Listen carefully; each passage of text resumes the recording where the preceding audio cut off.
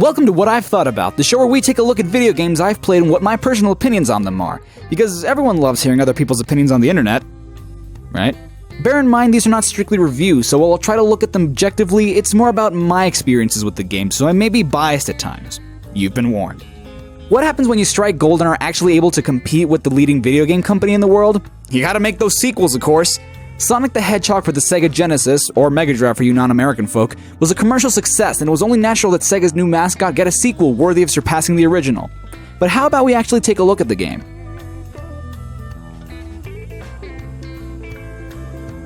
Development of Sonic the Hedgehog 2 started in November of 1991, 2 months later than originally planned. Apparently this is because Sega of America thought that it was too soon to start work on a sequel of the first game. Yuji Naka, the creator of Sonic himself, had actually quit Sega shortly after the first game came out due to corporate policy disagreements. He would soon rejoin under the Sega Technical Institute after being offered a higher pay and more creative liberty. Finally, after a year of development, the Japanese would see the release of Sonic 2 on November 21st, 1992, while American and European audiences would receive it a mere 3 days later, Tuesday, November 24th, on the day dubbed Sonic Tuesday. Not gonna lie, that's pretty freaking cute. A critical and commercial success, Sonic 2 sold 400,000 copies in its first week and over 6 million copies in the Genesis' lifespan, making it the second best-selling game on the console behind the first game. Since its original release, Sonic 2 has been ported to several different platforms, including the many different Sonic compilations like Sonic Jam for the Sega Saturn, or the Sonic Mega Collection for the GameCube, PlayStation 2, and Xbox, just to name a few. Downloadable releases on the Virtual Console, PlayStation Network, and Xbox Live Arcade, and most recently, and perhaps the most well-received, are the remakes for mobile devices on the Retro Engine made by Christian Whitehead, also known as Taxman, due to the port's extra features. So, how did I come to know this game?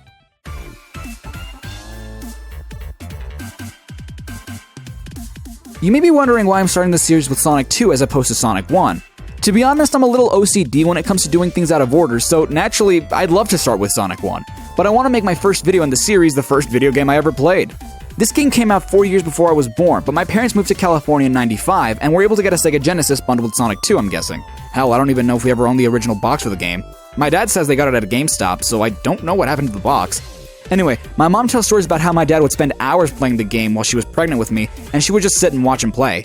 Basically, Sonic's kind of been a part of my life even before I was born. Alas, despite his best efforts, my dad was never able to beat the game. We think. My parents don't really remember if my dad ever beat the final boss or not.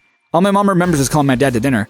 Honey, come get your dinner. Give me a sec. I'm about to be Robotnik. Pause the game, you can beat him later. Yeah, let me just... Jesus Christ, fucking Robotnik! So yeah, we'll never really know if you ever beat him or not. Or if you ever eat that dinner. Anyway, at a very young age, I got interested in playing the game. Hell, I think I started reading around the same time I started playing video games, so I must have been like 2 or 3. The funny thing about this was that, according to my mom, I didn't know left from right yet, so I'd always go left when starting the game. To fix that, instead of, just pressing the other button like a normal human being, I'd hold the controller upside down and problem solved. I was a smart kid.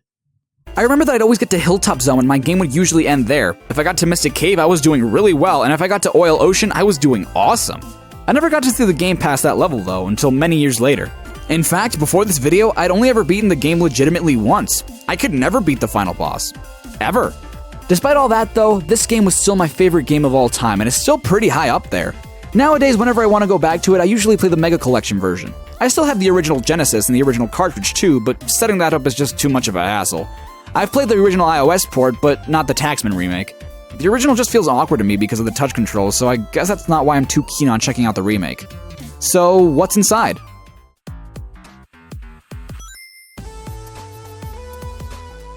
So, what's up? What's the story? Well, this was during a time when video game cinematics were very few and took up a lot of space on a cartridge. For these types of games, we'll have to check the manual to see what's up. Thank you, Internet and PDFs. Find the Chaos Emeralds. Miles tails per hour. Oh, I see what you did there. You clever bastards. The fox can't sit still when Sonic's around. Ever since Miles was a baby fox, he's dreamed of being like Sonic. He loves to run after Sonic, waving his 2 tails behind him, trying to keep up with his hero. Mostly, Sonic lets him trail along, but sometimes just to show off, Sonic explodes in a burst of speed and leaves him behind. But Miles doesn't give up. He whirls his tails like a helicopter rotor and takes up flying until he catches up. All the animals call Miles by his nickname, Tails, because of his 2 special tails, and one day they saw an astonishing feat. They were all together in the forest, watching Sonic perform. Sonic would run, spin and jump in his super spin attack. Then, Tails would whirl like a turbo engine and blast off in his super dash attack. What a show-off! Suddenly, Tails just couldn't help himself. He took a running start, curled up his tails, and whoosh! He was spinning like Sonic. But now, something frightening is happening. Sonic's friends are disappearing. In their place, nasty metal robots are popping up all over the island. The mad scientist Dr. Robotnik is at it again. This time, Robotnik's planning a global disaster. He needs workers to create a doomsday machine that can take over the world. So he's trapping all the animals, turning them into robots, and forcing them to build his ultimate weapon, the Death Egg. Robotnik now rules the factories, refineries, and cities that I guess exist on this island. You know, the chemical plant. And the machine level. Both of which he made. He's grabbed control of everything except the 7 Chaos Emeralds. These magnificent gems are believed to hold exceptional power. With them, Robotnik could have the entire world in his grasp, and he'd never let go. The Chaos Emeralds are buried somewhere on the island. Only one tough dude with spiky hair has the speed to find them first. Help Sonic stop the devious scheme of the demented scientist. Spin like a speedball through space. Grab power sneakers and loop till you're dizzy. Twirl over twisting speedways and rocket through tunnels. Balance and blast across a bubbling ocean of oil. Find the emeralds, free the animals, and squash Robotnik forever. Well, shit, that's not what it says in the Japanese version. And that one, Sonic was like just on a vacation on another island. And then Tails sees him. And he's like, oh, he's cool. I want to be like him. And then Eggman shows up. And then we start the game. Okay, so cool. Evil Dr. Robotnik turning our friends into robots. Gotta stop him. Whoa. That shit took up like 1/8 of the whole cartridge.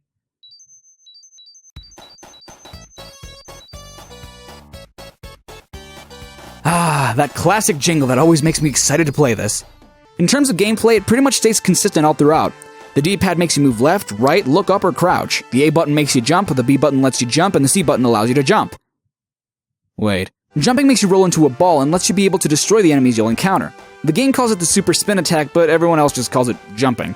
If you press left or right, you can start walking, and the longer you press down in either direction, you'll pick up speed and eventually start running.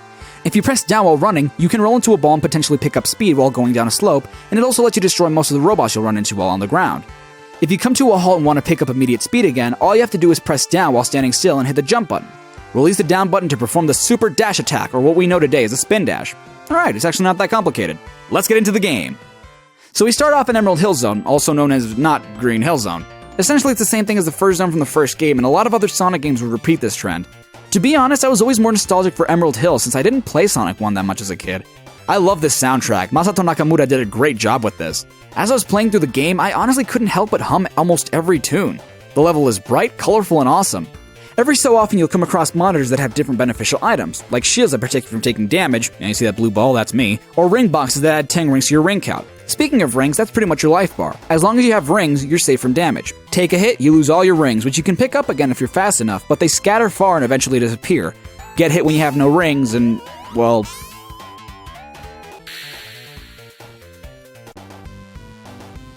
Yay, I beat the level! Oh my, look at those bonuses though. If you get over 10,000 points in bonuses at the end of the level, you're rewarded with a continue represented by this cute little icon and a jingle. I never understood what it meant as a kid though.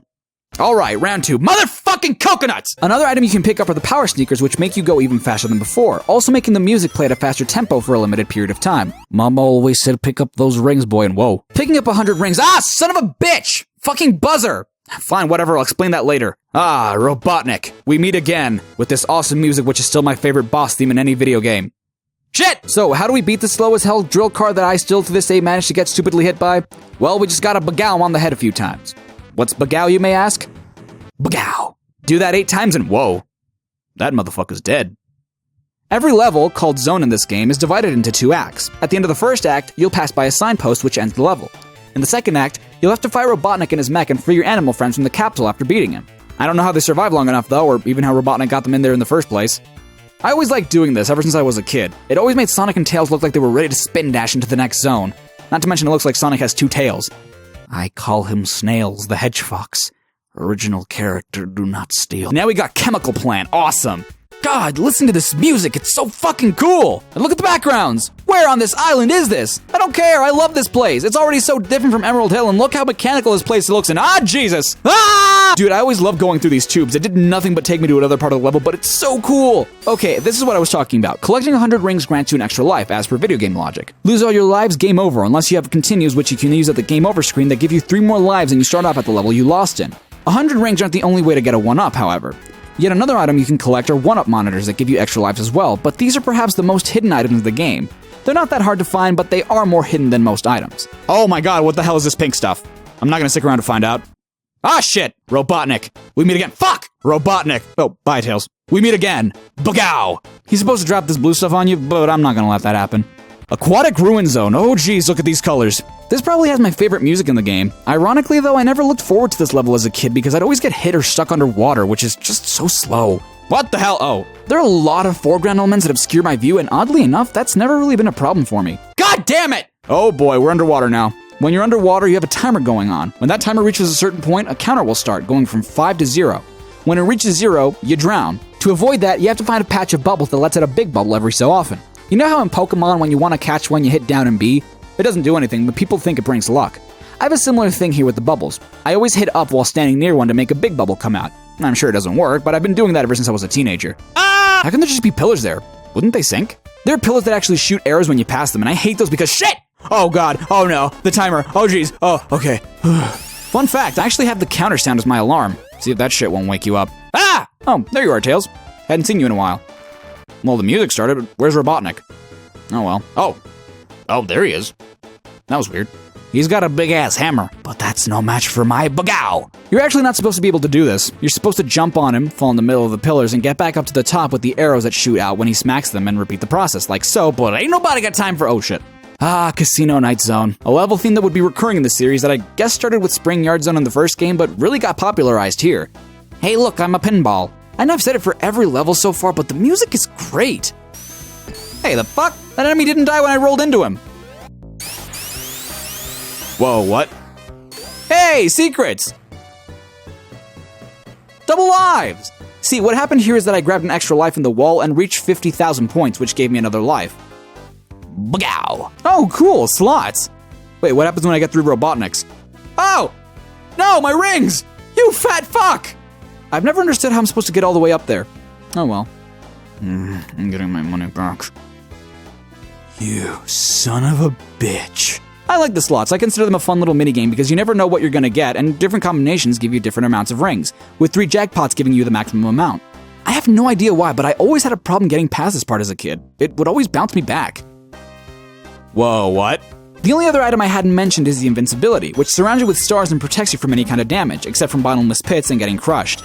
Not only that, but you don't even need to attack enemies anymore. You can just run past them and they blow up. Time for some pinball, bagow! While I like this boss because you can use the pinball mechanics, sometimes it does get in your way and can cause you to bounce around when you don't want to, and since the whole stage is a giant loop, it can sometimes be difficult to slow down. Hilltop Zone. Some say that it's just a blue emerald hill, but I think it's just that aesthetically. I think it has enough of its own identity with the fire, the different enemies and such. I always enjoyed the zone's music. Less so than other levels, but I still enjoy it nonetheless. Wait, what the fuck is going on? This part with the fire rising in Act 2 always made me anxious because I didn't know if I'd make it to the top in time. Ah! You can swim through fire, but you cannot withstand my bagow! To be honest, I kind of forgot what this boss does. I think it shoots fire depending on where you're standing and sets the floor on fire for a bit. Mystic Cave Zone. Boy, did I fear this zone as a child. It usually signified my adventure coming to an end.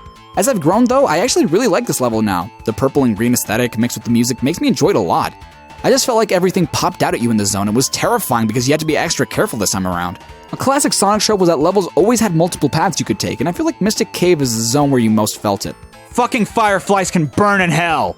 They have an invincibility period where you literally cannot hurt them whatsoever. I didn't really have bad luck with that this playthrough, oddly enough. Whoa, Jesus! Wait, the fuck? So I'm just screwed? Gee, thanks, game! Yeah, that's the infamous pit. You literally can't do anything about it once you've fallen in. Ah, shit, not a good— wait, this one has a spring? Why doesn't the other one? Where is he? Why is everything falling? There you are, you son of a goat. Have it, bagow! So he drills forward and then back up, causing debris to fall, and some of it can hurt you, so watch out. I usually can never avoid getting hit by this one at least once. Oil Ocean Zone. Oh god. I would never get past this level as a kid, and you wanna know why? Cause this is where the boosh starts. Already the level aesthetic is boring, the music is meh, and everything that can hit you will hit you. Ah! What the fuck with the seahorses? Ah, shit! Gee, what the fuck? To tell you the truth, there's not much else I can really say about Oil Ocean. Alright, let's just get this over with. Bagow. The laser shoots you depending on what platform you're on, but if I just continuously jump in the oil, then I should be fine. Oh gee, wait, he's exploding in an ocean of oil. Shouldn't this whole place be blowing up? Metropolis Zone. Ooh boy, Metropolis Zone. New territory for my teenage self. Huh, I thought I couldn't like a song less than Oil Ocean. I was wrong. You like it a craft? The level aesthetic is nice, I guess. It kinda reminds me of a green chemical plant, only not fun. Or charming.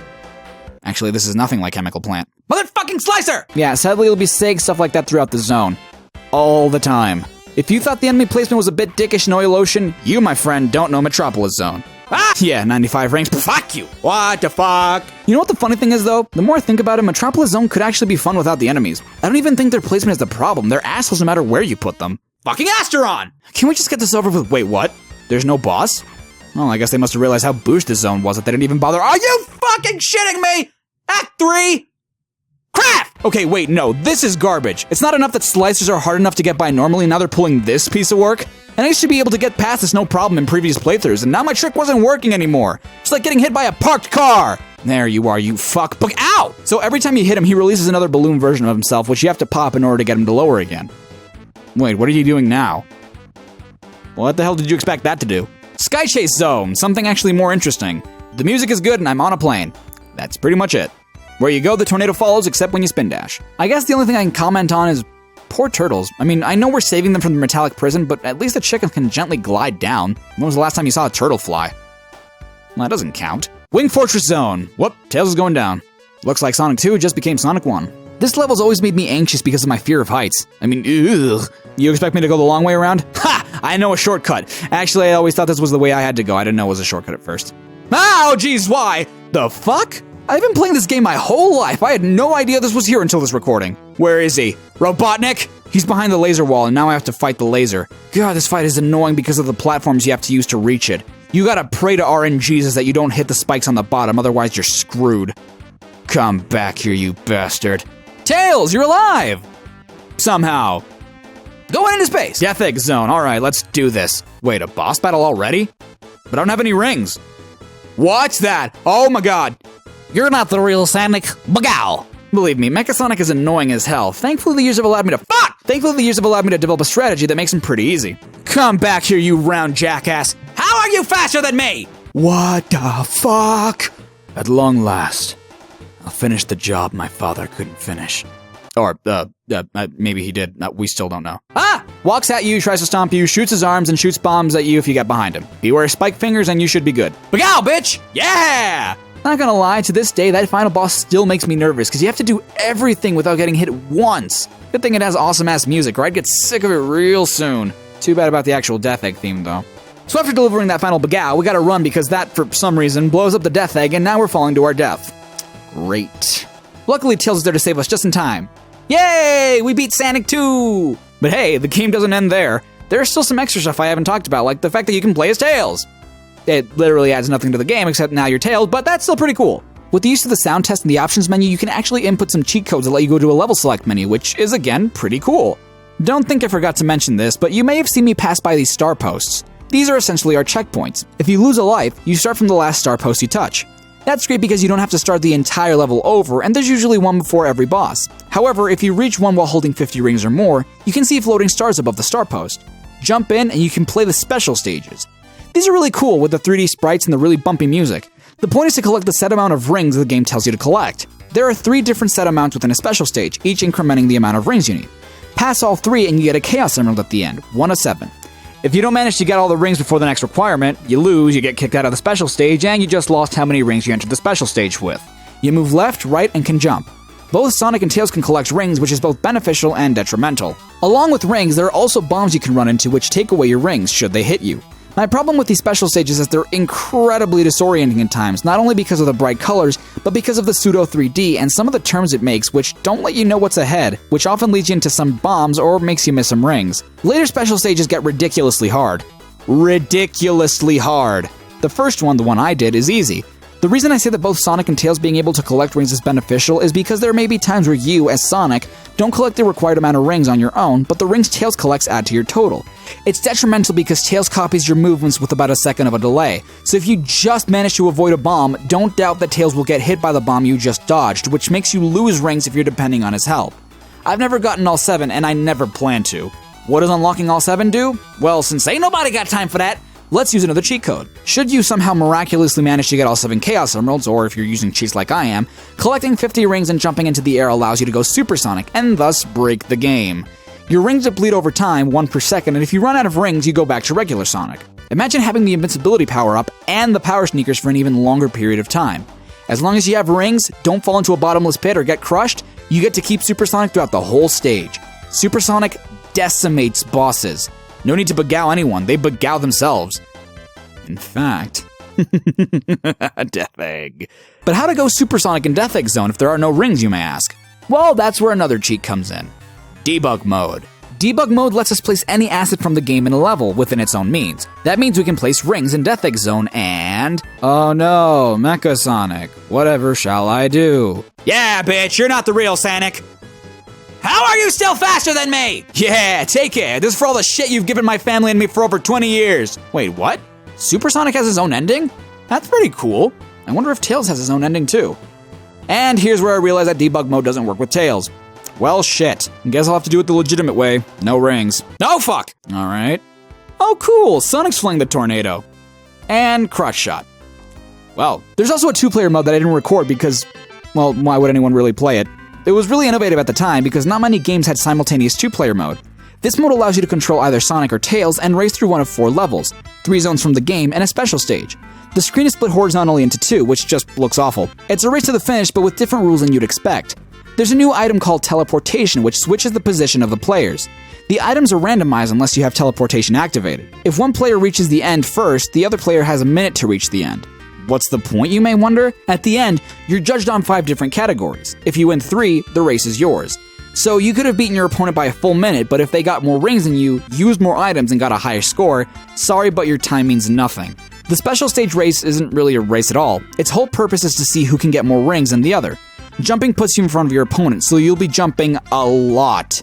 It's a novelty that I guess is worth playing once. For an even worse multiplayer experience, play the single-player mode and plug in a second controller. That person gets to control Tails, but believe me, they'll never keep up with Sonic. So, this is what I thought about Sonic the Hedgehog 2. Sonic 2 to me is kind of like that pet that's been in your family even longer than you have. Sure, it may be old now and may not impress you since you've already known it for years now, but goddamn if you don't love it. To this day, and despite so many games I've played and so many others I've seen in action, Sonic 2 still surprises me with how beautiful it is, how great it sounds, and how fun it controls. I don't know 100% how innovative it was in its time, but I can imagine that it did what Sonic games nowadays wish they did.